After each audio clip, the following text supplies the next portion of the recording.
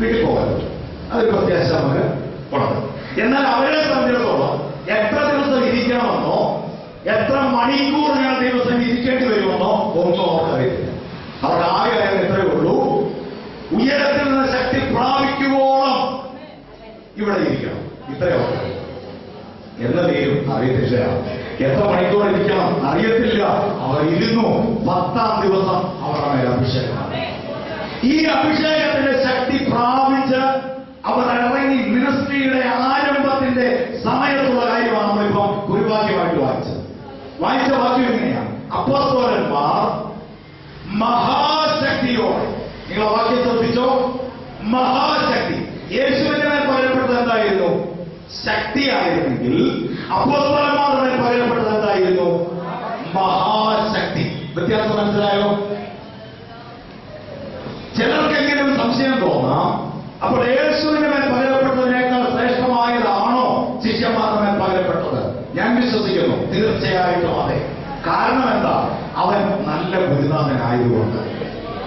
ഞാൻ ചെയ്തതിലും അധികം നിങ്ങൾ ചെയ്യണമെന്ന് യേശു പറഞ്ഞെങ്കിൽ ആ പറഞ്ഞത് വെറുതെ ആയിരുന്നില്ല, ശിഷ്യന്മാർക്ക് സന്തോഷം തോന്നാനായിരുന്നില്ല, അത് അവർ ചെയ്യാൻ വേണ്ടിയായിരുന്നു. അതുകൊണ്ട് യേശുവിന്റെ മേൽ ശക്തി പകർന്നെങ്കിൽ അപ്പോസ്തലന്മാരുടെ മേൽ അവൻ പകർന്നതോ മഹാശക്തി. മൂന്നാമത്തെ കാലഘട്ടം അപ്പോസ്തലന്മാരുടെ കാലഘട്ടം. അപ്പോസ്തലന്മാരുടെ കാലഘട്ടത്തിൽ അവരുടെ മേൽ പകരപ്പെട്ട ദൈവശക്തിക്ക് പരിശുദ്ധാത്മാവ് കൊടുത്തിരിക്കുന്ന പേരിലാണ് അപ്പോസ്തലന്മാർ മഹാശക്തിയോടെ കർത്താവായ യേശുവിന്റെ പുനരുദ്ധാനത്തിന് സാക്ഷ്യം പറഞ്ഞു. ക്രൈസ്തവോ, നമുക്ക് കാലഘട്ടം മാറുന്നതനുസരിച്ച് അഭിഷേകത്തിന്റെ തലത്തിനൊരു വ്യത്യാസം വന്നുകൊണ്ടിരിക്കുക. നമ്മൾ കണ്ടു, പഴയ നിയമ കാലഘട്ടത്തിൽ പകരപ്പെട്ടതിനേക്കാൾ ശ്രേഷ്ഠമായത് യേശുവിന്റെ മേൽ പകർന്നു. യേശുവിന്റെ മേൽ പകരപ്പെട്ടതിനേക്കാൾ ഒരു വിധത്തിൽ പറഞ്ഞാൽ അല്പം കൂടെ ശ്രേഷ്ഠമായത് പാർലമെന്റ് അപ്പോസ്തലന്മാരുടെ കിടക്കുക. കാരണം ഇവിടെ പറയുന്നത് മഹാശക്തി എന്ന പദമാണ്. യേശുവിന്റെ മേൽ പകരപ്പെട്ടത് ശക്തി എന്ന പദമായിട്ടാണ് പരിശുദ്ധമോട് എഴുതിയിരിക്കുന്നത്. എന്നാൽ അതിനേക്കാൾ ശ്രേഷ്ഠമായതൊന്ന് അപ്പോസ്തലന്മാരുടെ മേൽ ദൈവം പകർന്നു. കാരണം എന്ത്? അവൻ നല്ല ഗുരുനാഥനാണ്. ക്രൈസ്തവോ, ഈ കാലഘട്ടത്തിൽ ഇപ്പൊ ഞാൻ പലപ്പോഴും ചിന്തിച്ചു, യേശു ഇത്രയും അത്ഭുതങ്ങൾ, മരിച്ചവരെ ഉയർപ്പിച്ചു, കുഷ്ഠരോഗിയെ സൗഖ്യമാക്കി, വലിയ വലിയ അത്ഭുതങ്ങൾ ചെയ്തു. ഇതെല്ലാം ചെയ്തിട്ടാ യേശു പറഞ്ഞേ ഞാൻ ചെയ്തതിലും അധികം നിങ്ങൾ. ഞാൻ ചോദിക്കട്ടെ, ഇതിനേക്കാൾ വലുത് ഇനി എന്താ ചെയ്യാനുള്ളത്? മരിച്ച 4 ദിവസം കർത്താവ് കിടന്നവരെ അവരെ വിളിച്ചോളൂ. ഇതിൽ കൂടുതൽ ഇനി എന്താ ചെയ്യാനുള്ളത്? അപ്പൊ കർത്താവ് എല്ലാം കൂടെ ചെയ്ത് കഴിഞ്ഞപ്പോ ഇനി എന്തെങ്കിലും ചെയ്യാനുണ്ടെങ്കിൽ നിങ്ങൾ ചെയ്യോ എന്ന് പറഞ്ഞിട്ട് പോവുകയാണ് ചെയ്തത്? അല്ല, അവർ പറഞ്ഞു ഞാൻ ചെയ്തതിലും അധികമാണ് നിങ്ങൾ ചെയ്യാൻ പോകുന്നത്. അങ്ങനെയെങ്കിൽ ശിഷ്യന്മാർ ചെയ്തതിനേക്കാൾ ശ്രേഷ്ഠമായത് ശിഷ്യന്മാർ യേശു ചെയ്തതിനേക്കാൾ ശ്രേഷ്ഠമായി ചെയ്ത ഒറ്റ കാര്യം നമ്മൾ കാണുന്നു. യേശു ചെയ്തതിനേക്കാൾ ശ്രേഷ്ഠമായത് ഒറ്റ കാര്യം നമ്മൾ കാണുന്നു. ഏതാണെന്നറിയാമോ? ആത്മാക്കളെ നേടിയത്. ഒറ്റ കാര്യം മാത്രമേ ഉള്ളൂ, അല്ലേ?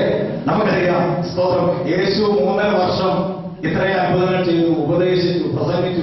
ഇതെല്ലാം ചെയ്ത യേശു നേടിയ എത്ര പേരെയാണ്? 120 പേരെ, അല്ലേ? യേശു നേടി. എന്നാൽ പത്രോസിന്റെ 1ാമത്തെ പ്രസംഗത്തിൽ പത്രോസിന്റെ എത്ര പേരെയാണ്?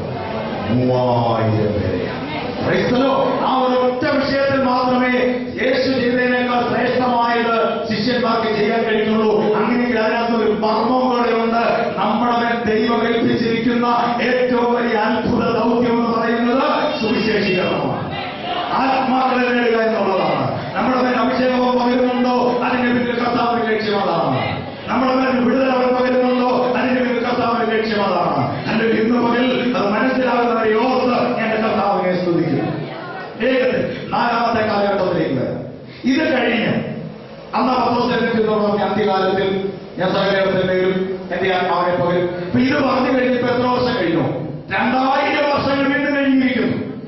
ഈ കാലഘട്ടത്തിൽ നമ്മുടെ മേൽ പകരപ്പെട്ട അഭിഷേകത്തിന്റെ ശക്തിയുടെ പ്രത്യേകത എന്താ? ഈ കാലഘട്ടത്തിൽ നമ്മുടെ മേൽ പകരപ്പെട്ട അഭിഷേകത്തിന്റെ ശക്തി. എഫേസ്യരുടെ ലേഖനം 1-ാം അധ്യായം 19-ാം വാക്യം വേഗത്തിൽ വായിച്ച്. എഫേസ്യർ 1:19.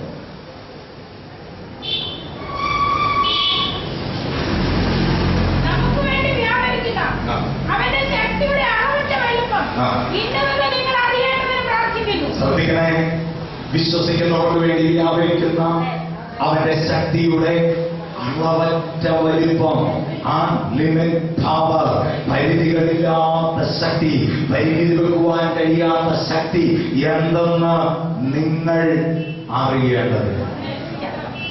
ഈ അന്ത്യകാലഘട്ടത്തിന്റെ അവസാന നാളുകളിലേക്ക് വന്നിരിക്കുന്ന നമുക്ക് വേണ്ടി, സഭയ്ക്ക് വേണ്ടി കർത്താവ് പകർന്നിരിക്കുന്ന അഭിഷേകത്തിന്റെ ശക്തിയെക്കുറിച്ച് ഇവിടെ നമ്മൾ ഇങ്ങനെ വായിക്കുകയാണ്.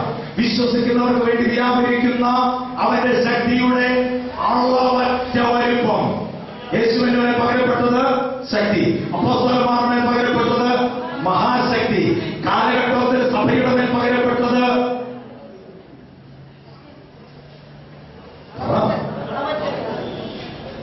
വിശ്വസിക്കുന്നവർക്ക് വേണ്ടി വ്യാപരിക്കുന്ന ദൈവശക്തിയുടെ അളവറ്റ വലിപ്പം. ഇപ്പം ഞാൻ ചോദിക്കട്ടെ, ഈ 4 കാലഘട്ടം നമ്മൾ കണ്ടു. ഈ 4 കാലഘട്ടത്തിലും ഏത് കാലഘട്ടത്തിലാണ് ഏറ്റവും വലുത് പകരപ്പെട്ടത്? ആദ്യം പകരപ്പെട്ടത് പ്രാപിച്ചുകൊണ്ട് അവർ ചെയ്ത കാര്യങ്ങൾ നമ്മൾ കണ്ടു. സിംഹത്തിന്റെ തീയുടെ ബലം ഇതെല്ലാം ചെയ്തു. രണ്ടാമത്തെ കാലഘട്ടമായപ്പോൾ, യേശുവിന്റെ കാലഘട്ടമായപ്പോൾ യേശു ഇതെന്താ നമുക്കറിയാം. അതിനുശേഷം അപ്പോസ്തലന്മാരുടെ കാലഘട്ടമായപ്പോൾ അവരുടെ പകരപ്പെട്ടത് കൊണ്ട് അവർ ചെയ്തെന്താന്ന് നമുക്കറിയാം. എന്നാൽ അന്ത്യകാലഘട്ടത്തിന്റെ അവസാന നാളുകളിലേക്ക് വന്നിരിക്കുന്ന സഭയുടെ മേൽ ദൈവം പകർന്നിരിക്കുന്ന അഭിഷേകത്തിന്റെ ശക്തിക്ക് ഒരു പ്രത്യേകതയുണ്ട്. അതിനൊരു പേരിടുവാൻ കഴിയാത്തത് കൊണ്ട് പരിശുദ്ധാത്മാവ് ഇങ്ങനെ എഴുതി വെച്ചിരിക്കുക: വിശ്വസിക്കുന്നവർക്ക് വേണ്ടി വ്യാപരിക്കുന്ന അവന്റെ ശക്തിയുടെ പവർ, അളവറ്റ വലിപ്പം, പരിധിയില്ലാത്ത ശക്തി, പരിമിതി വെക്കുവാൻ കഴിയാത്ത ശക്തി. ഇതാണ് ഇന്ന് അവൻ നമ്മുടെ മേൽ പകർന്നിരിക്കുന്നത്. ഈ 4 കാലഘട്ടങ്ങളിൽ നിന്നും വ്യത്യസ്തമായത്, ശ്രേഷ്ഠമായത് അവൻ പകർന്നിരിക്കുന്നത് ഈ കാലഘട്ടത്തിലാണ്. അല്ലെങ്കിൽ നിങ്ങൾ നോക്ക്, ഏതൊരു കാലഘട്ടത്തിൽ വെളിപ്പെട്ടതിനേക്കാൾ അത്ഭുതകരമായ വിടുതൽ ഇന്ന് ലോകത്ത് സംഭവിച്ചുകൊണ്ടിരിക്കുക. നിങ്ങൾ നോക്ക്, 10 വർഷം പുറകോട്ട് ഇറങ്ങി ചിന്തിച്ചു നോക്ക്. ഓരോ സ്ഥലങ്ങളിൽ കർത്താവിന്റെ വേല വളർന്നിട്ടുള്ളത് എടുത്ത് പഠിച്ചു നോക്ക്.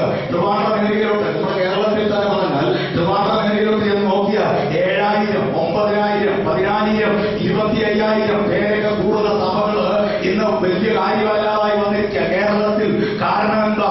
അന്ത്യകാലഘട്ടത്തിന്റെ അവസാന നാളുകളിൽ കർത്താവിന്റെ ശക്തി സഭയുടെ മേൽ പകരപ്പെട്ടിരിക്കുന്നത് അത്ര ശ്രേഷ്ഠകരമായിട്ടാണെങ്കിൽ ഈ കാലഘട്ടത്തിൽ ജീവിക്കുന്ന നിന്റെ മേൽ കർത്താവ് എത്രയധികം പകരുവാൻ ഇന്ന് പകരം ആഗ്രഹിക്കുന്നുണ്ട്. ഈ ഒരു കൂട്ടായ്മ വഴി അത് കർത്താവിന്റെ പദ്ധതി നിവർത്തീകരിക്കപ്പെടട്ടെ. യേശുവിന്റെ രക്തത്താൽ ജയം. ഇങ്ങനെയുള്ള കൂട്ടായ്മകളെല്ലാം ആ ഒരു ലക്ഷ്യത്തിലേക്കായിരിക്കട്ടെ.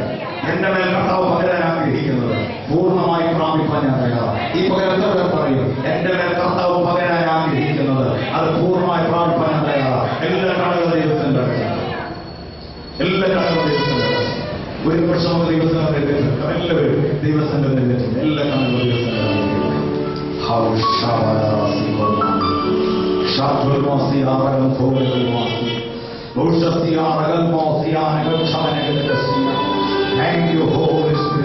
പരിശുദ്ധാത്മാവിന്റെ സാന്നിധ്യം ഇന്ന് പകൽ ഹോളുകളിൽ നിറയപ്പെടുന്നു.